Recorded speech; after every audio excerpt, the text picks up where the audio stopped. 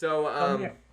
anyways, there is lots of circumstances where like glitches in the matrix kind of happen, and what I mean by glitches in the matrix is like something that is like not supposed to be reality, or something is weird. I've had kind of a couple of occurrences where like these weird glitches in realities happen. I don't have any like fully documented occurrences, though. If you go on Reddit or anything like that, you'll find tons of stories. I follow this one dude pretty closely here on YouTube, and his name is Let's Read. That's his channel. If you guys ever get a chance, check it out. He is one of the best narrators there is out there. And he goes online on Reddit and finds all these stories. There's like Let's Not Meet and so on and so forth. But there's like literally a whole weird subsections of like glitches in the Matrix. And they go from everything from like visuals to like weird occurrences happening where they left, they put the wrench down in one section and it popped up in another section. Tons of weird occurrences like that. But nonetheless, there are tons of, and even in like some books, they have some information on it. But nonetheless, I do have a story, and it's happened a couple. I've had a couple of times where it's happened. I did see like this one little tear where it was like it looked like it was in the clouds, but it looked like there was like light peer. I don't know. It was really hard to tell. It could have been the sun. I don't know. But the craziest glitch in the Matrix that I've ever had is this hill near where my best friend lived growing up. There was like a hill that he lived on, and on this hill there was like a Catholic church, and next to the Catholic church was like an old Catholic, like a Catholic school, and it had been around for like a very, very long time.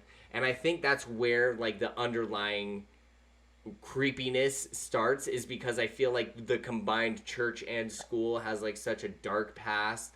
Plus, like it was said that like a kid died in the irrigation ditch, and like behind that is supposed to be a military fort that's supposed to be super top secret. It's right in Loveland too. It's super weird, super hidden, and like there's like a bunch of abandoned factories around, and it's just kind of a real creepy vibe.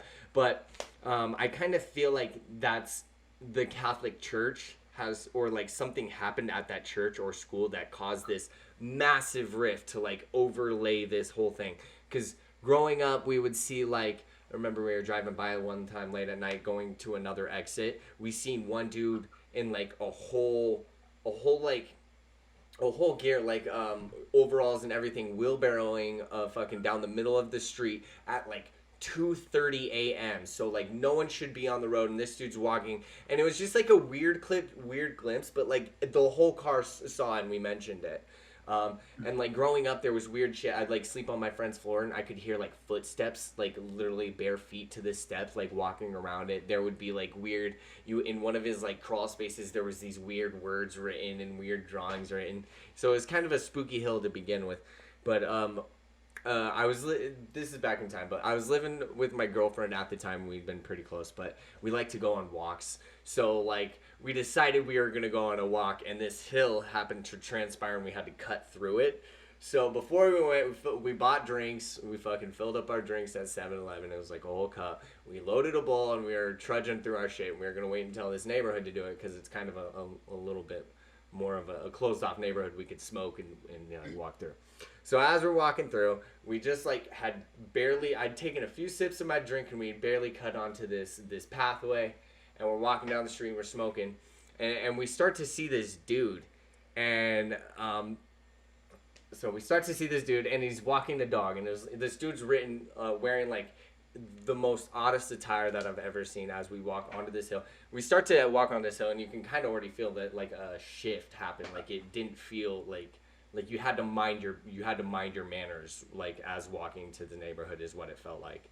And so like this guy is walking, and he's walking this like beautiful ass German Shepherd, and the guy is wearing this apparel that made him look like he was in the 1700s, like cowboy times, like a banker or a shopkeep. It was like a Boulder hat, a very unique like type of jacket, and it looked like it was a hot summer day too, so it was very odd that he'd be dressed as such. And so we're going by him, and I'm like, hello. Like, my girlfriend at the time was like, hello. We're like, hey, how's the day going? And the dude completely ignores us. But not only the dude, but the dog. So like the dog didn't even sniff in my response. He didn't even, and that's weird to me because I feel like dogs would still like give you some sort of mind or acknowledgement or even look at you, but the dog didn't even do it. Like we weren't even there. And that was kind of like the beginning of the weirdness. We're like, okay, whatever. So as we're continuing, we're drinking, we're all smoking, we started noticing like there's like a heavier pressure starting to be put, and there's no birds chirping. Like at the beginning you can hear the traffic from the street and like the birds chirping, but like as we get closer to the church, you couldn't hear anything. There was nobody outside mowing their lawns, there was no cars driving by, there was nobody like, no kids playing, there was no birds chirping. Like the traffic from the street, which you should be able to hear, is not audio. Like it was weird, and there was an overwhelming like barometric pressure. And we're like, okay, dude. So we're trying to like mob through, and like we're sipping this drink and trying to keep our heads down and smoke as fast as we can. As soon as we get to the other side of the street, which is like a major street, it was like almost like a pop, and like it was like the birds were chirping again, and traffic was coming over like overstimulatingly. Like it was the weirdest shit. And the weirdest shit to top it off is my drink was full and the bowl was loaded.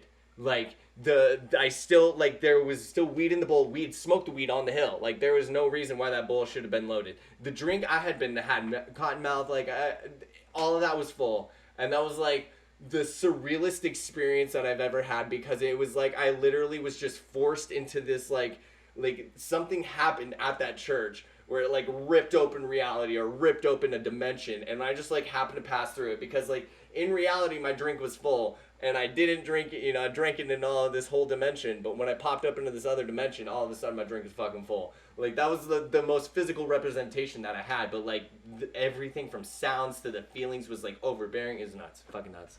That's insane, man. Yeah. Like you went into a shadow realm. Mm-hmm. Yeah, it's exactly what it felt like. Like maybe I had been in a dead realm or something. I don't know. Dude, that was weird. I saw like on a page somewhere about like they talked about portals, and like I don't know if portals can move or if they're like stationary or what. But or by that's day what by that day. makes me think of. Mm-hmm. You know. Mm-hmm. Because like I've been on that hill, and it happens like. I grew up on that hill. There was always weird shit happening on that hill, but it wouldn't be all the time. It'd be like certain days, like, perhaps they were full moons. I don't know, like, but there was always like certain days where it'd be like more intense than others, It's weird. Well, Yeah. you got to show me this place, man. I totally gotta will. meet up with you, and we should check it out one of these nights. And I totally, document dude. And the liquor store was actually on that hill too. That's why the liquor store I worked at is still like a part of that hill. It's on the backside of the hill, and that whole building's weird. Yeah, we'll totally go up there. I'll totally show you. It's a weird little hill. Oh, you're talking about the hill that goes.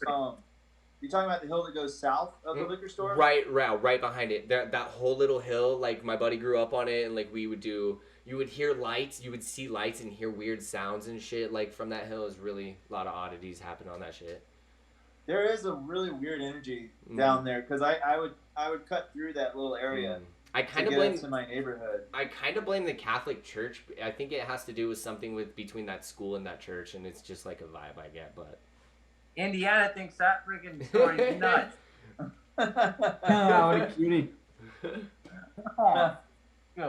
Hey, Rob, just taking off of what Colton's talking about and just those spaces that are haunted, remember when we were tattooing and we had been talking about stuff like this and your headlamp just blew up? Yeah. So it was weird. Like Kyle and I think we're kind of stirring shit up, and I remember like it was weird. It was like I kind of felt this intensity, more intensity than I normally feel when I'm talking about these kind of things and like tattooing and like for like a split second I like half expected. I felt that something was going to happen with my headlamp. So when something did happen, I was like, whoa, like that was a thing, but it was weird. It was like a little pop. And I thought the bulb popped in the headlight or in the headlamp, and I felt pressure like on my face, like someone blew on my face. And when I opened it up, one of the batteries, it hadn't popped, but it broke its it broke the seal that it's wrapped in. Interesting. That's wrapped around it with the logo. It's so bizarre. So and like the energy kind of reset after that. So last week, or like a couple shows ago, we were talking about creating your own reality, and there's a being or a creature known as the Talpa, which is a Tibetan psychic thought monster.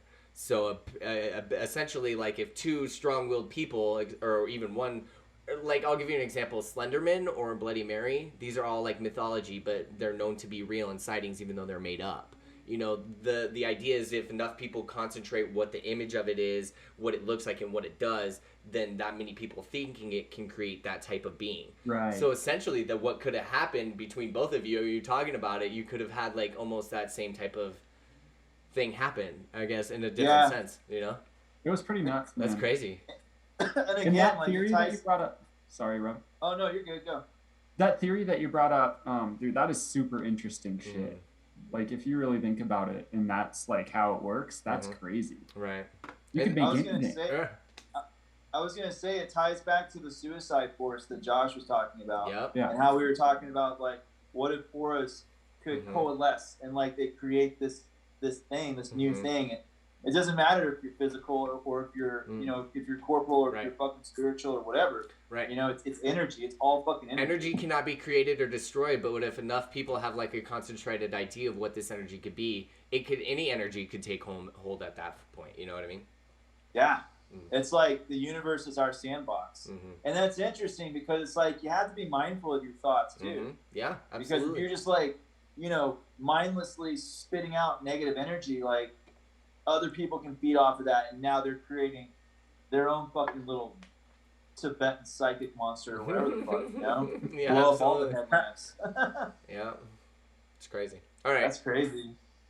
That is nuts. Yeah, I'll take you to that hill though. It's pretty cool. I'll show you guys sometime. It was crazy. Like growing up, there was like countless experiences that we had, and that's kind of one of those houses that forced me to like really play with the dead. Is because him and his whole family, they were psychic. I have precognition. Like inherently, we all have psychic abilities.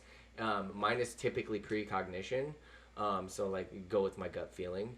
But that dude, he was psychic and like he could communicate with the dead, and his mom could too, and that made me jealous. So I learned how to do it, and now I do it, you know. But that was the house in the hill where I learned it all, you know. So like I would definitely love to take you there, and show you some crazy shit because it happens on that hill for sure. Definitely. Hey, maybe we'll have to do like an episode or like a, you know, like a little sub show, you know, like focusing on that hill and seeing what we see. Yeah, I would like to check out the history and like dive in deeper to the history of like what happened on that hill, when it was built, like every single little police record, god damn it, Record. Go check out the records. the documentary records.